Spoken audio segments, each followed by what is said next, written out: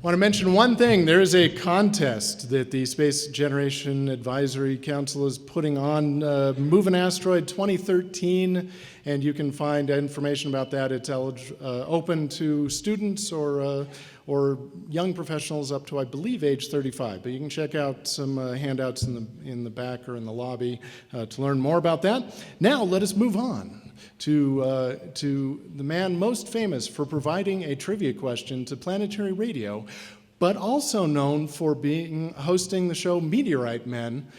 He's a fun meteorite science guy, science educator, writer, author, and also photographer, producer, all sorts of things. Renaissance man. I introduce to you and give to you Meteorite Man Geoff Notkin.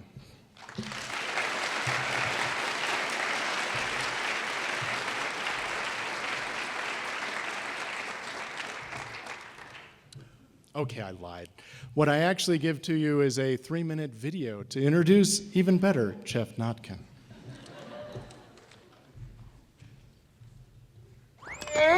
Geoff! What? That one!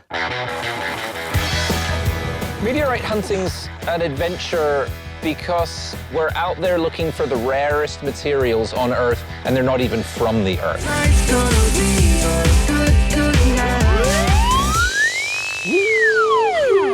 There's something down there.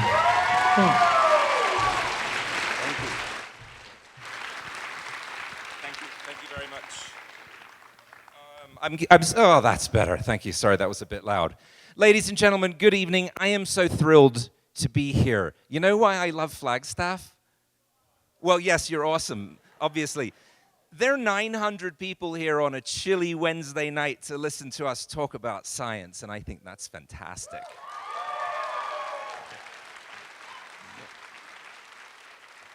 I want to start by thanking Lindley Johnson from NASA and the NASA Edge TV crew. They invited me to come up and be part of this. So you already gathered I'm a meteorite nutcase, that's obvious. I'm also an astronomy enthusiast.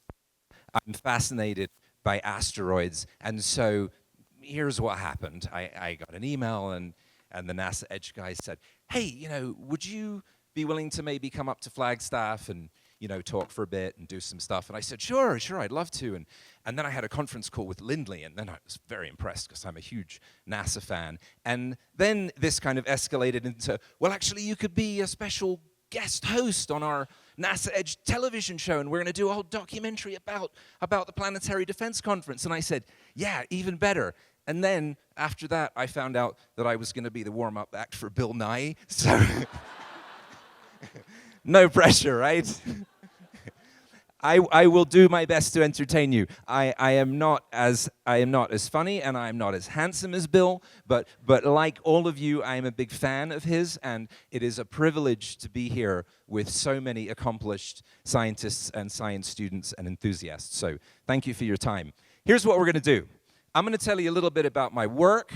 We're going to look at some slides. I'm going to take a few questions. Oh, actually, this will be a good time. I've got a, they're not the only guys that can give out prizes. This is a signed copy of my most recent book, very humbly titled Rockstar Adventures of a Meteorite Man. Thank you. Well, thank you very much, because I'm a humble and modest guy. And the best question that I received from the audience, or the best heckling, or the funniest something, whatever I deem the most appropriate, you get to go home with that book. So I grew up in the UK, and I moved to New York after that, and I now make my home in the lovely little city of Tucson. So, right on. So, despite my funny accent, I actually have been an Arizona resident for nearly 10 years. Can you believe that? It really is a welcoming state. Now, we've got a very highly intelligent audience here this evening, so I don't need to do my usual big thing about the difference between meteors and meteoroids and meteorites, and we're good with that, right? But briefly,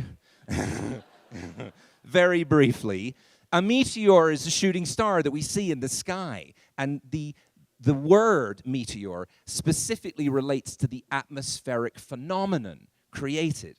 A meteorite is the bit that I like. Those are the rocks that land on Earth. They're visitors from outer space. I have the most interesting job in the world, I think, because I get to travel the planet looking for them. And I also get annoyed when I see these little news features and it says something like, local man finds rare meteor in driveway, full story tonight at 7. Because you can't find a meteor in your driveway, a meteorite, possibly. As you astronomy enthusiasts will know, and well, actually all of us know this because we'd be suffocating without it, but we have a thin and marvelous layer of atmosphere around our beautiful planet Earth that protects us from incoming space debris. And if we didn't, we'd look like that. How many of you were out at Meteor Crater today? I was. God, well done. How about that snow? Wasn't it fantastic? I was filming at the crater with the NASA Edge team, and I was also filming at the crater last year for Globe Trekker with the BBC. And I was filming there with Justine Shapiro, and the weather was awful. It was the windiest, windy day I've ever experienced. And so today, of course, there was a freak blizzard. So Robin Messerschmidt, who's the wonderful director of admin at the crater, said to me, Jeff, you can't come here anymore, because every time you come here and film, we have horrible weather. But seriously, I want to thank the Meteor Crater staff, some of whom are here tonight, for welcoming us, truly one of the natural wonders of the world. Before we talk about big craters, this may surprise you. What's surprising me is that my pointer's not working. Any action there? Oh, that's better. This is what most meteorites look like when they land on the planet. They don't make craters, they don't explode. They come to rest gently on the surface because of the effects of atmospheric braking. And those of you who have studied spacecraft or are space program enthusiasts will know that we have to engineer that to save our astronauts' lives when they come back to Earth. So the vast majority of meteorites hit the surface at about 200 or 300 miles an hour. That was a little one that I found in Texas. And here I am in Chile, standing in an impact pit. And that is what would happen if a meteorite, say, the size of a television, landed. And the bigger they get, the more interesting the experience that our planet has. That's the Henbury, one of the small Henbury craters in Australia. And I always seem to be doing this well, when I'm standing in craters. And we had quite a funny routine going today at Meteor Crater when the NASA Edge guys were saying to me, well, what would you do if another meteorite landed? And I said, I think it would be the most amazing thing that ever happened, because we would be right here and everyone's saying, no, it's the safest place to have the Planetary Defense Conference because there couldn't possibly be another major meteorite strike right here near Flagstaff. And fortunately, we have all survived. This is the Monterrey crater in Chile, 100,000 years old. And that's a medium to large size crater. You all know this one. Many of you saw it today. Would you believe this is also a meteorite crater? And I don't mean the cliffs that you're seeing up there. That's the Popogai crater in Siberia. It's about 35 million years old and 100 kilometers in diameter, which means you could fit the country of Luxembourg into it 4 times. The cliffs are impact breccia. Those are rocks that have been altered, melted, shattered by the force and pressure of a gigantic meteorite impact. So these effects are what a lot of us have been studying and talking about at the conference here. And that's a piece of earth rock, a breccia that has been fragmented and distorted by the power of an impact. So there are 3 main groups of meteorites.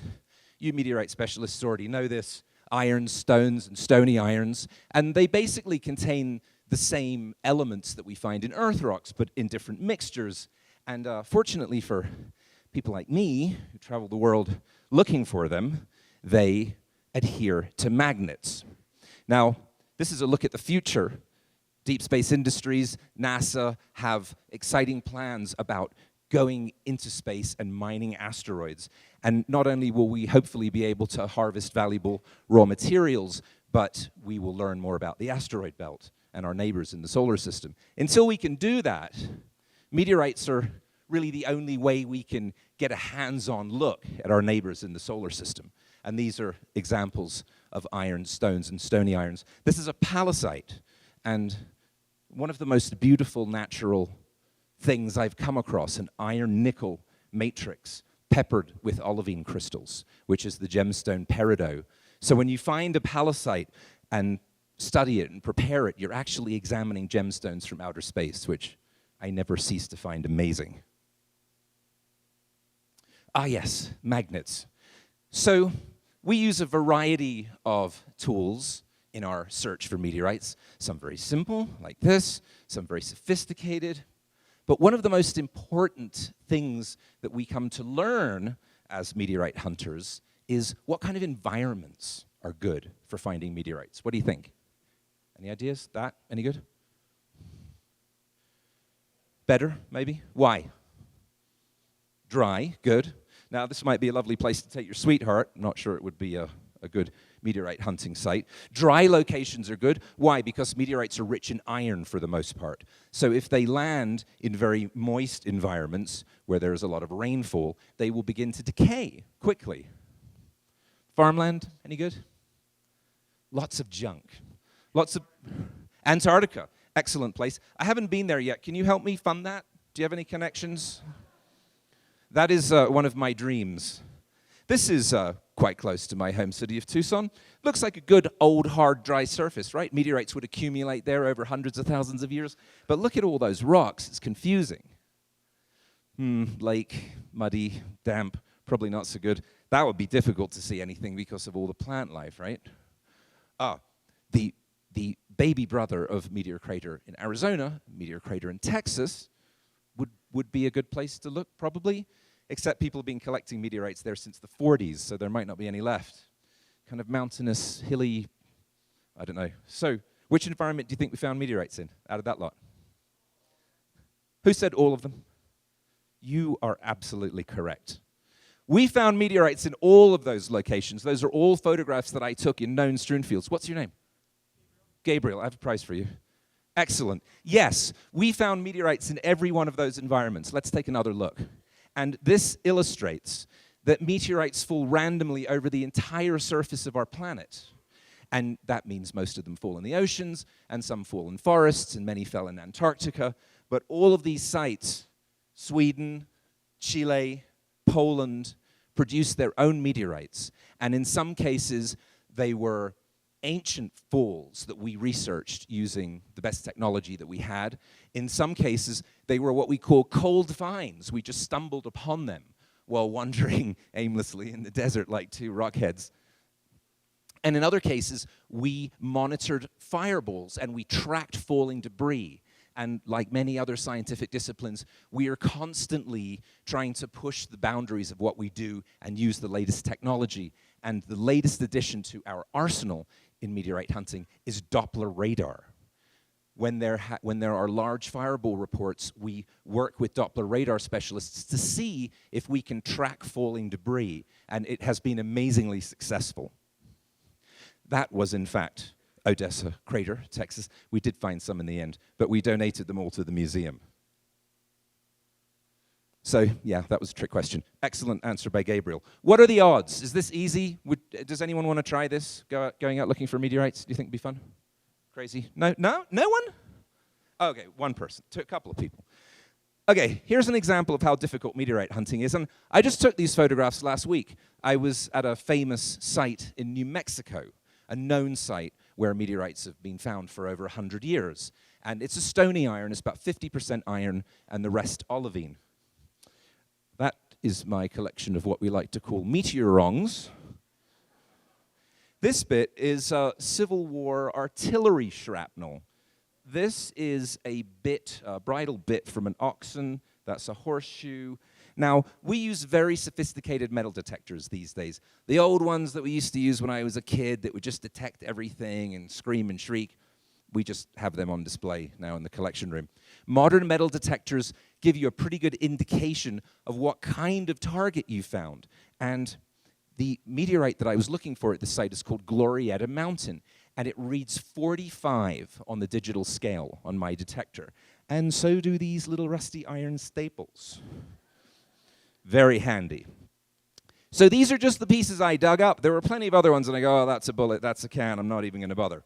Okay, so that's the trash that I collected during about 18 hours of hunting. And there are the meteorites. It's a bit sad, really. But they're super. They may be small, but they're beautiful pieces. How do we even the odds? How do we make this happen?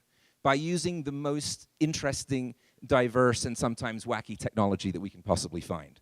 Now, research is also a tremendously important key. You can't go and find the rarest of materials that have fallen out of space unless you know what they look like.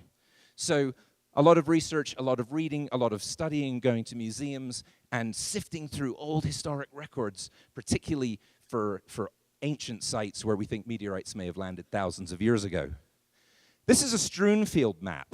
Strewn field is a term we use to describe a zone where many meteorites fell at the same time. And this is what happened in Chelyabinsk, in Russia, in February.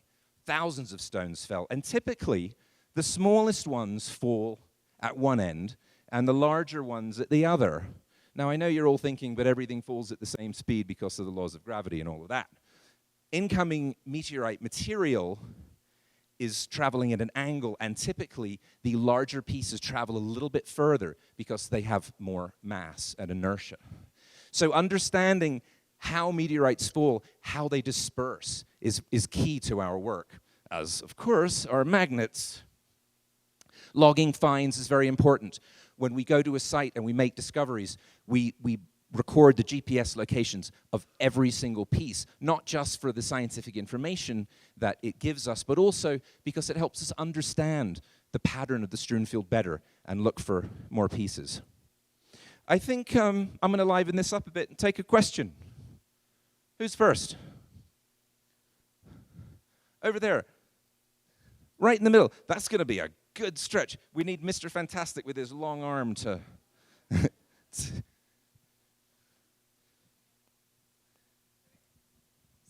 you traveled all these fantastic places, like Australia and Chile. How did you end up in Arizona?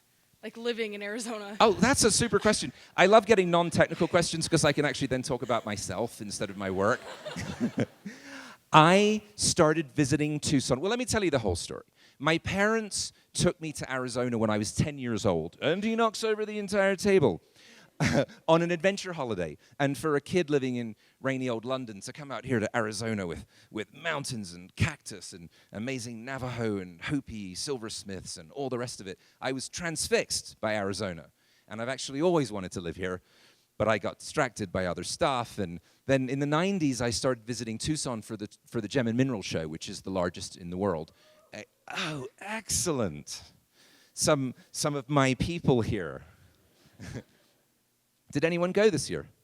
Gem Show. Did you? Oh, fantastic. Well, make sure you come see me next year because I exhibit every year. And you can say, I was there in Flagstaff. Sorry, what was the question?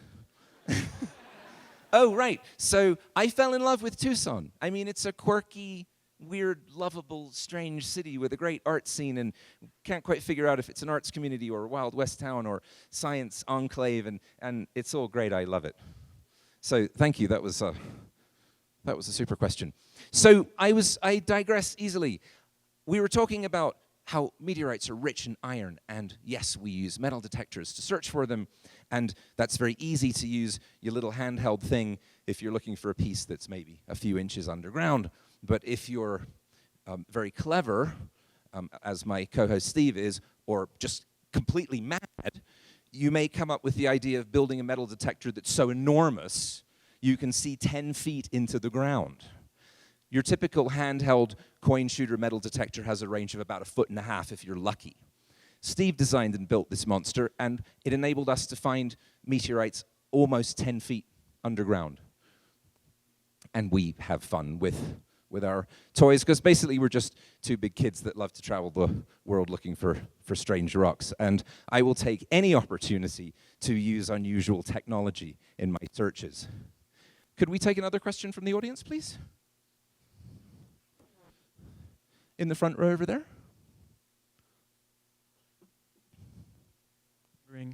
If you often find, say, archaeological sites or other things that you wish you might have another person with that sort of specialty Excellent along question. with you.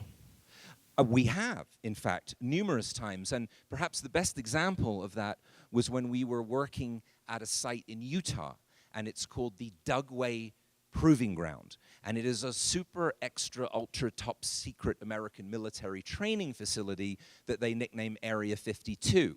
Now, we knew for a fact that meteorites had fallen on the Dugway because we had excellent video footage of the fireball that was witnessed by thousands of people in and around Salt Lake City. We had to go all the way to the Pentagon to get permission to go out to this site. And the military were amazingly cooperative. We had Air Force colonels and Army and Marine officers out with us on ATVs blasting around. It was very exciting. We found marvelous ancient Native American relics out there, spear points, arrowheads, extraordinary relics. Not allowed to touch anything, of course, because it's federal property, and I'm very interested in archaeology and paleontology and anything else that comes out of the ground. So imagine my frustration. I'm standing there going, God, look at this spear point. I'd love to. And there are all these armed Marine guards standing around, and they're looking at me like, don't even. So I took photos. So the enjoyment was in the memory, and we did report the GPS locations to archaeological groups. And we have made some paleontological discoveries and found interesting geological formations as well. So yeah, there's quite an overlap, and I'm easily distracted, so I'm interested in all of these things. It's not just meteorites. Don't think I'm completely mad and it's only space rocks. Oh. God, that was good timing. Right, yes, this was an example of the high-tech equipment that we use on our hunts. Sometimes there's absolutely no substitute for a good shovel. Could we take another question, please?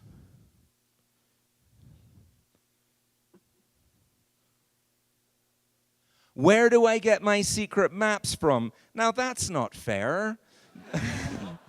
Because if I tell you, they won't be secret anymore. All right, well, I can tell you a bit. One of my favorite episodes of the show was called The Tucson Ring Mystery.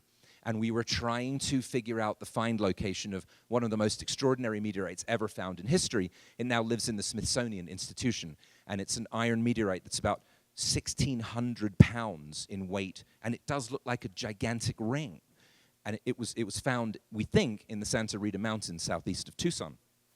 So when we were doing research for the show, a gentleman came forward, and he said, you know, I used to be friends with this prospector, this crazy old mountain man who lived up in the Santa Ritas, and he found mysterious iron fragments, and I will lend you his map because he passed away and bequeathed it to me. So it's not the kind of thing you can really buy on eBay. Well, you probably could, actually. It's just someone would have photocopied it off the back of a box of breakfast cereal or something, and it probably wouldn't be much help. So it's research, and it's building trust, and it's building friendships, and working with people who over a period of time, hopefully, feel that they can trust us to treat their information sensibly. Excellent question, thanks. Anyone else? Here, oh, I'm sorry. No problem. You decide. You've got the microphone.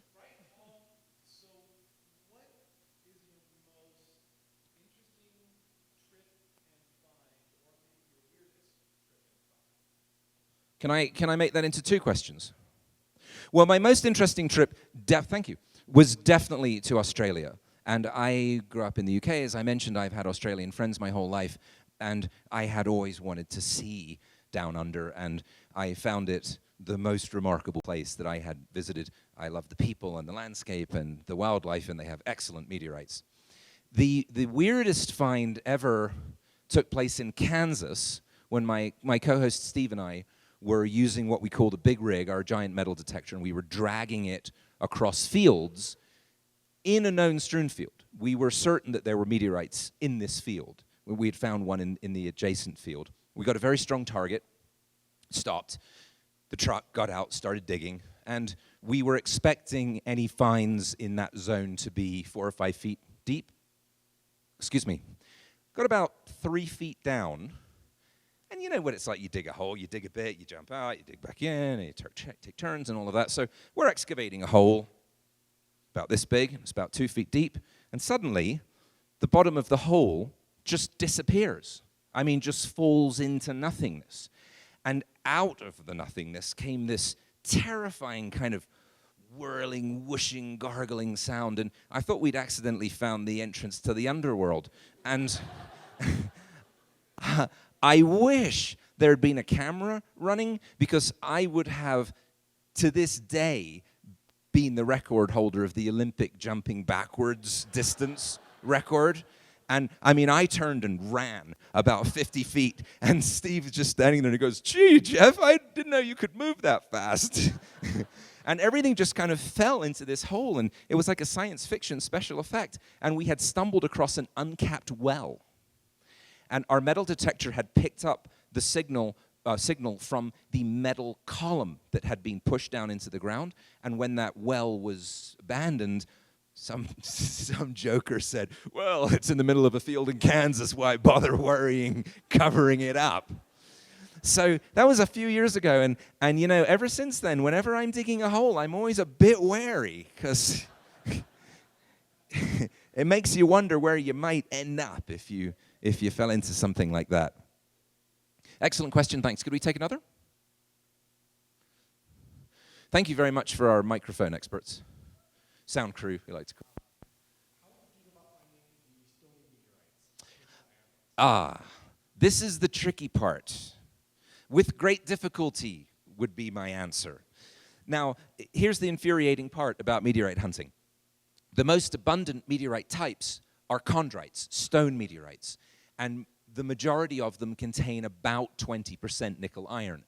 So they will still give you an audio signature, but it's very faint. And when you go over something like that, that's a stony iron, that's a palisite that we found in Kansas, that's 50% iron. That's about a 38-pound piece. When the detector goes over that, it's like an air raid siren going off. You never go, "Gee, I wonder if should we stop and dig that?" You just can't get out of the truck fast enough to excavate it. The stones are very tricky. The audio signature they give is very weak, and so typically when I'm searching for stone meteorites, I use an ultra-sensitive detector, and I wear headphones. So on one hand, I can hear the faint signature, and the added bonus is I can't hear Steve yelling at me. So there's a question back here, please.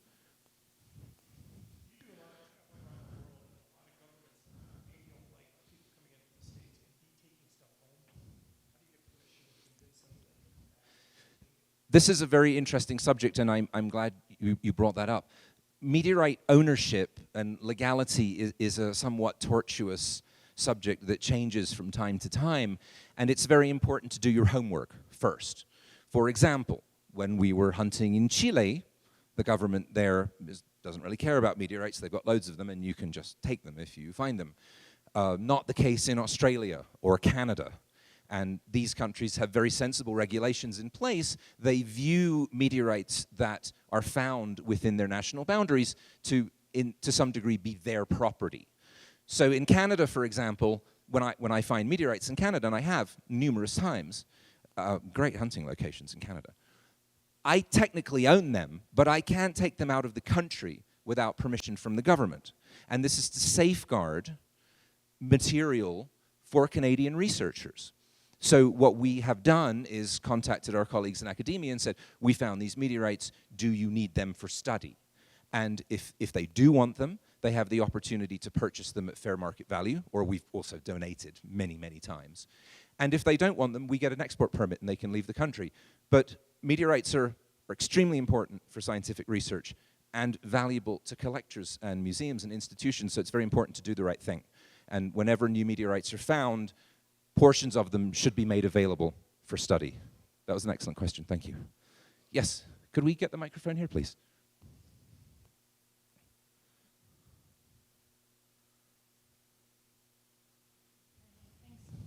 I'm from Russia. Здравствуйте. That's the question. Are you guys gonna go to Chelyabinsk to actually look for meteorites? And if yes, can I work for you? Yes, do you live in Russia? Okay, but make sure we get your contact information, please.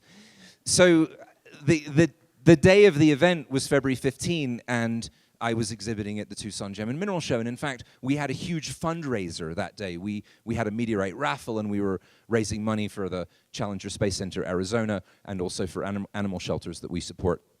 And I got up very early, and I was driving down to the showroom, and I start getting all these texts like, "Are you in Russia?" or "Are you leaving for Russia? Have you gotten to Russia yet?" And I was like, why are all of my friends completely mental? And I'd gotten up so early that I hadn't checked the news, and then of course I got to the showroom and it was complete mayhem, and the Today Show came down and filmed with us. And sorry, I'm completely not answering your question. I've been to Russia several times. My paternal grandparents are in fact Russian. Notkin is a Russian name, as you can tell from my accent. So I have a great love for Russia and Russian culture, and I thought it disrespectful to turn up at a site where over 1,200 people were injured and start collecting stuff, potentially for commercial profit. So we wanted to wait for the infrastructure to get repaired, and we do have very close friends in Moscow, and I think there's a good chance that we'll go, and I would love to go. So yeah, make sure we get your email. So. Because my Russian's very shaky, and we can always use a good translator. So, I'm glad we got here. I have to say one thing to the NASA Edge team. First of all, thanks again for inviting me. It's been absolutely great. We have a bet, the guys and I. They said I could never get through my slideshow in half an hour because I talk too much. So you win again. But I put all the best slides at the beginning, so don't feel that you missed anything. But really, this is important. I don't want you to think meteorite hunting is all fun and games. It's very serious business, as you can see.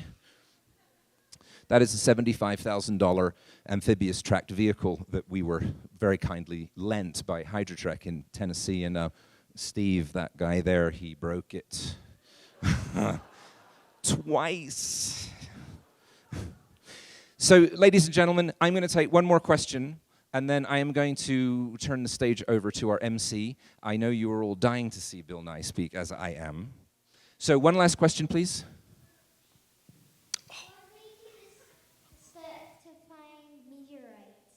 What made me decide to find meteorites? I really like that question. How old are you? You're 9? When I was about 2 years younger than you are now, my mother took me to the Geological Museum in London, which is now part of the marvelous Natural History Museum. And I saw meteorites for the first time.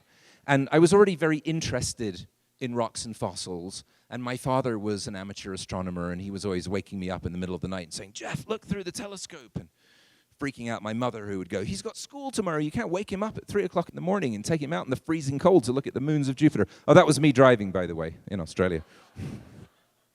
And that's what happens. So if you're going to do what I do, at least dress sensibly, please. So I became fascinated instantly by meteorites because to me, they are the joining of geology and astronomy. They give us the opportunity to learn about other worlds in our solar system and perhaps gain a better understanding of how the universe formed and where we all came from. So, ladies and gentlemen, on that note, well, not that note, I can't leave you with that. That's one of my favorite photos. That's what happens when you don't pay attention when you're driving and you're looking outside for meteorites on the side of the road instead of at the road. I would like to thank Gabriel for his excellent answer. That is...